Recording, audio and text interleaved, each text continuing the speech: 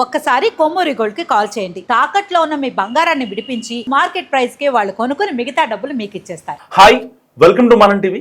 మనం టీవీ ఉన్నది మన కోసం. డైలీ సీరియల్ టైప్ సాగదీతలు, అంతకు మించిన ట్విస్టులు, థ్రిల్లర్ సినిమాను తలపించే సస్పెన్స్.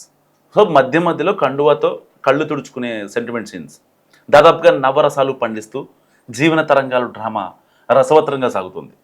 క్రోధి నామ సంవత్సరంలో ప్రారంభమైన పొలిటికల్ సీరియస్ పరాభవ నామ సంవత్సరంలో పరిసమాప్తం అవుతుందా, లేక మ్యాటర్లో ఇంకా మలుపులు ఉన్నాయా?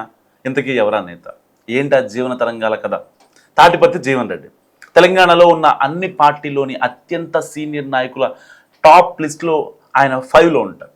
సో వరుసగా 2 సార్లు ఎమ్మెల్యేగా, ఆ వెంటనే ఎంపీగా పోటీ చేసి ఓడిపోయినప్పటికీ తగ్గేదేలే అంటూ 75 ఏళ్ల వయసులోనూ పొలిటికల్గా అటెన్షన్ గ్రాప్ చేస్తున్నారు ఆయన.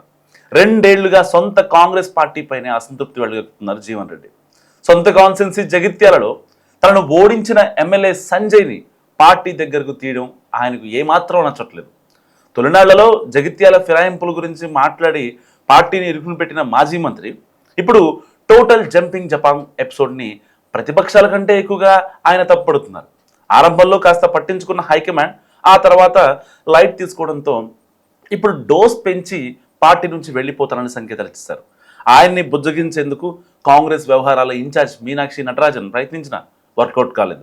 సో ఆ వెంటనే ప్రెస్ మీట్ పెట్టి మరి తాను పార్టీలో ఉండాలనుకోవడం లేదు, 40 ఏళ్ల అనుబంధాన్ని వదులుకోవడానికి సిద్ధపడుతున్నట్టు కూడా ప్రకటించారు జీవన్ రెడ్డి. దాంతోపాటే తాను పార్టీ మారకుండా ఉండాలంటే బీఆర్ఎస్లో గెలిచి కాంగ్రెస్లో చేరిన వారిని వెంటనే బయటకు పంపాలని షరతు విధించారు ఆయన. సో ఈ తరుణంలో శ్రీధర్ బాబు సహా పలువురు మంత్రులు, సీనియర్ నేతలు జీవన్ రెడ్డిని పార్టీని వీడకుండా చూడాలని పీసీసీని కోరడంతో ఓ లీడర్ను దూతగా పంపారు. అయినా తన నిర్ణయాన్ని కట్టుబడి ఉన్నానని తేల్చి చెప్పేశారట ఎక్స్ మినిస్టర్. సో పార్టీ మార్పు ప్రకటన చేసిన జీవన్ తన ఆవేదనను వెళ్ళగక్కారట. అధికారంలోకి వచ్చాక పీసీసీ చీఫ్ రేవంత్ సీఎం అయ్యారు, సిఎల్పీ లీడర్గా పనిచేసిన బట్టి డిప్యూటీ సీఎం అయ్యారు. అయినా మండలిలో ప్రతిపక్ష నేతగా ఉన్న తనకు మంత్రి పదవి ఎందుకు ఇవ్వలేదంటూ సెంటిమెంట్ వర్డ్స్ కోట్ చేశారు. సో అదంతా ఒక ఎత్తు అయితే, ఇప్పుడు ఆయన పార్టీ మారితే ఎటువైపు వెళతారన్న చర్చ ఆసక్తిగా జరుగుతుంది. అదే మాట ఆయన అడిగితే అటు బీఆర్ఎస్ అధినేత కేసీఆర్తో మంచి సంబంధాలే ఉన్నాయని, ఇటు బీజేపీలోనూ ఆప్తులు ఉన్నారంటూ సరికొత్త చర్చకు తెరలేపారు. కానీ సన్నిహితులతో మాత్రం బీఆర్ఎస్ వైపే వెళదామంటూ ఇండికేషన్ ఇచ్చేశారు. సో ఆ విషయం బయటికి తెలిసి ఇంకేముంది, రేపు మాపు ఆయన కారెక్కడం ఖాయమని అనుకుంటున్న తరుణంలో అనూహ్య ప్రచారం తెర మీదకి వచ్చింది. రెండో ఆప్షన్గా ఉన్న బీజేపీ వైపు కూడా చూస్తున్నట్లు చర్చలు మొదలయ్యాయి. జీవన్ రెడ్డితో మంచి సంబంధాలే ఉన్నాయని ముద్రపడిన నిజామాబాద్ ఎంపీ అరవింద్ ఆయనకు టచ్లోకి వచ్చారట.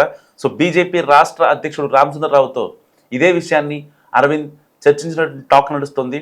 ఉత్తర తెలంగాణ పట్టభద్రుల ఎమ్మెల్సీగా పనిచేసిన జీవన్ రెడ్డి చేరితే ఈ ఏరియాలో పార్టీ మరింత బలపడుతుందన్న నిర్ణయానికి బీజేపీ నాయకత్వం వచ్చింది.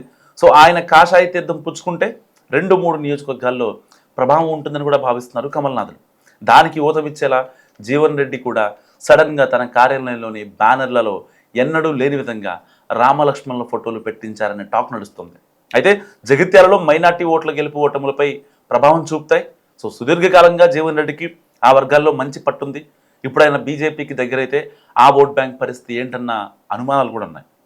మాజీ మంత్రి సన్నిహితులు కొందరు మాత్రం బీజేపీలో చేరితేనే బాగుంటుందని కూడా సూచిస్తున్నారు. అలాగే ఆయన కూడా ఇక్కడ బీజేపీకి క్రేజ్ ఉందని, గత ఎన్నికల్లో 40,000కు పైగా ఓట్లు సాధించిన విషయాన్ని గుర్తు చేశారట.